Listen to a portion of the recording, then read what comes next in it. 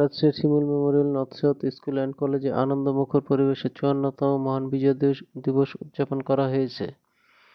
এ উপলক্ষে সোমবার আলোচনা সভা, সাংস্কৃতিক পরিবেশন ও প্লে থেকে একাদশ শ্রেণী পর্যন্ত নগরীর বিভিন্ন শিক্ষা প্রতিষ্ঠানের শিক্ষার্থীদের নিয়ে চিত্রাঙ্কন প্রতিযোগিতার আয়োজন করা হয়। সকলকে অনুষ্ঠানের পুরোটা সময় আমাদের সাথে থেকে অনুষ্ঠান সম্মানিত উপস্থিতি,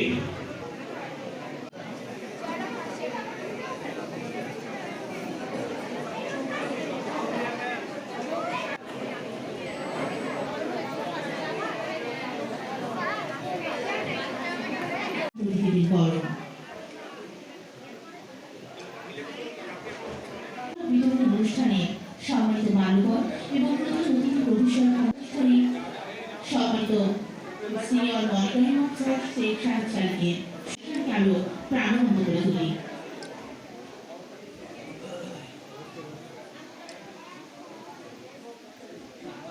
বরণ করছেন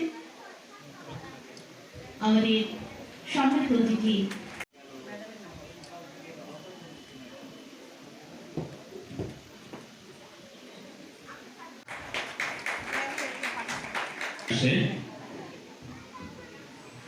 দশম শ্রেণীর শিক্ষার্থী মোহাম্মদ সাইফি সিনান।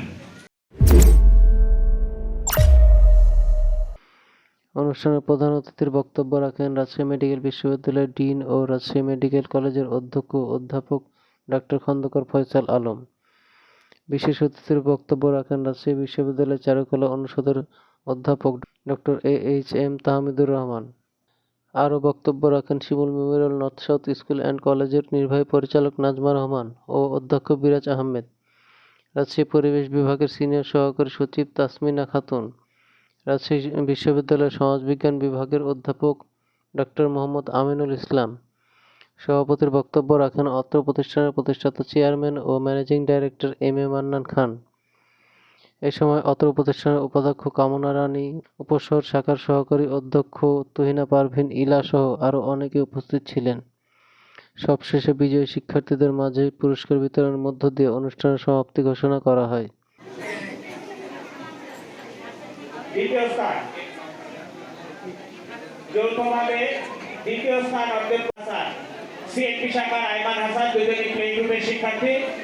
যৌথভাবে তৃতীয়। আমি সকলকে করতালির মাধ্যমে শিক্ষক গ্রুপে শুধুমাত্র প্লে গ্রুপই ছিল, প্লে গ্রুপ দুঃখিত ঘোষণায় আবৃত্তি প্রতিযোগিতায় ক গ্রুপ থেকে তৃতীয় স্থান অর্জন করেছে ধূমকেতু নিউজ, রাজশাহী।